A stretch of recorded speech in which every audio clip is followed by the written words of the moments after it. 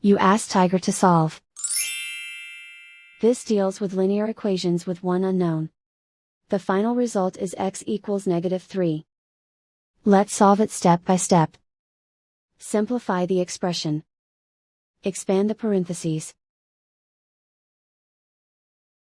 Multiply the coefficients. Simplify the arithmetic. Group like terms. Simplify the arithmetic. Group all x terms on the left side of the equation. Subtract 14x from both sides. Simplify the arithmetic. Group like terms. Simplify the arithmetic. Isolate the x. Divide both sides by -7. Cancel out the negatives. Simplify the fraction.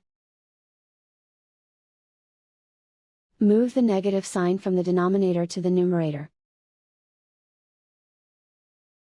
Find the greatest common factor of the numerator and denominator.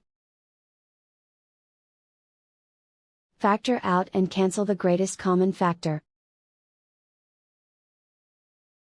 And so the final result is x equals -3.